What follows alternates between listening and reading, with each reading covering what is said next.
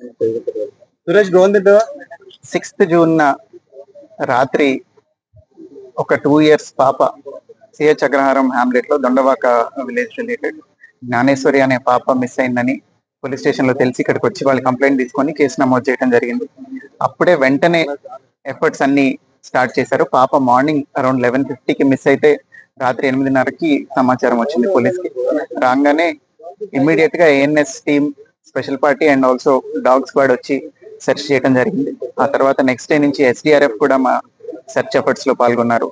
వాళ్ళతో పాటుగా ఇంకా ఫర్దర్ గా ఇంకా వాస్ట్ గా వాళ్ళ కంపిటెన్సీ అందులో ఉంటుంది కాబట్టి డీటెయిల్ గా సెర్చ్ చేయడానికి ఎన్డీఆర్ఎఫ్ ని అట్లానే ఫారెస్ట్ డిపార్ట్మెంట్ వాళ్ళని కూడా సపోర్ట్ అడగడం జరిగింది. కంటిన్యూస్ గా ఈ 7-8 days పాటు డ్రోన్ సర్వేలెన్స్ తో ఇక్కడున్న టెరైన్ మీరు అందరు చూస్తున్నారు. చుట్టుపక్కల చాలా థిక్ వెజిటేషన్ ఉంది, కొండలు ఉన్నాయి. పాప అంతటా పాప ఇంట్లో నుంచి నడిచి వెళ్ళడం వాళ్ళ తల్లి చూశారు, భవానీ గారు చూశారు. సో నడిచి వెళ్ళిన తర్వాత కంచి దగ్గర వేరే వాళ్ళకి కనిపించింది కూడా పాప, తాతబాబు అనే అతనికి. సో అక్కడ దాకా వచ్చింది కాబట్టి అక్కడి నుంచి బయటికి వెళ్ళి ఉంటుంది అనే ఉద్దేశంతో అన్ని యాంగిల్స్ లోనూ దర్యాప్తు చేయడం జరుగుతుంది. సిడిఆర్లు పెట్టాము, ఐపీడిఆర్లు తీసుకున్నాము, టవర్ డంపులు తీసుకున్నాము, సస్పిషియస్ నెంబర్స్ ఒకటొకటి ఎలిమినేట్ చేస్తున్నాము. అట్లనే ఈ సెర్చ్ ఆపరేషన్ కూడా కంటిన్యూస్ గా జరుగుతుంది. ఫర్దర్ గా కూడా ఇప్పుడే నేను SDRF, NDRF and forest officials తో మాట్లాడటం జరిగింది. అందరూ కూడా ఎఫర్ట్ కంటిన్యూ చేస్తామని చెప్తున్నారు. But as all of you can see terrain చాలా ఒక 10-20 kilometers థిక్ వెజిటేషన్ ఉంది. ఫారెస్ట్ టెరైన్ ఎక్కువ ఉండటం వల్ల ఇది ఇంకా డిలే అవుతుంది. అదర్వైజ్ ఫౌల్ ప్లే యాంగిల్ కూడా మేము ఎలిమినేట్ చేయట్లేదు. ఎవరైనా అక్కడ పాసర్ బై ఎవరైనా తీసుకెళ్లిపోయి ఉంటే పాపను చూసి అనే యాంగిల్లో కూడా ఈ టెక్నికల్ అనాలిసిస్ అంతా జరుగుతుంది.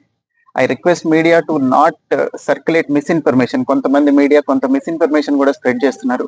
సో దయచేసి అది చెయ్యొద్దు అని కూడా అందరినీ we are appealing from police department. దీంతో పాటుగా ఎవరైనా పాప ఆచూకీ తెలిపిన వాళ్ళకి 1 lakh rupees రివార్డ్ కూడా అనౌన్స్ చేయడం జరిగింది.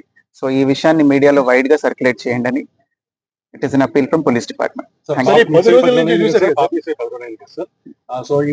ఇన్ని రోజులు దర్యాప్తు చేశారు, గాలింపు చేశారు.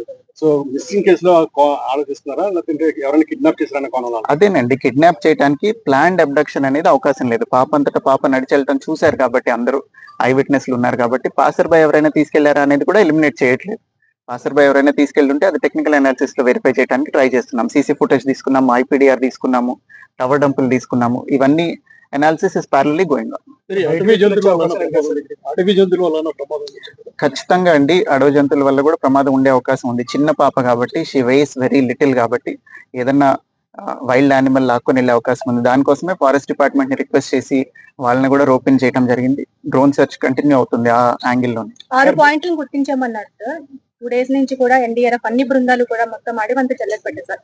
ఒక క్లూ కూడా దొరకలేదు. అవునమ్మా, all efforts we are doing. So far all efforts are leading to dead end only. ఇంతవరకు ఏ క్లూ దొరకలేదు. టెక్నికల్ అనాలిసిస్ లోనూ ఇప్పటిదాకా సస్పిషియస్ యాంగిల్ రాలేదు. అట్లనే ఈ యానిమల్ ఏదైనా తీసుకెళ్లి ఉండటం మీద కూడా ఇంకా క్లూ రాలేదు. That it self says that కొంచెం యానిమల్ అయి ఉంటేనే ఇట్లాంటి ఎరాటిక్ బిహేవియర్ ఉంటుంది. మనం ఖచ్చితంగా చెప్పలేని బిహేవియర్ ఉండేది, అక్కడ సడన్ గా ఏదో జరుగుంటే తప్ప. ఈ ఇన్సిడెంట్ అంతా కూడా జరిగి ఇప్పుడు నేను వాళ్ళ తల్లిగారితో కూడా మాట్లాడాను, నాకు ఐడియా ఉంది.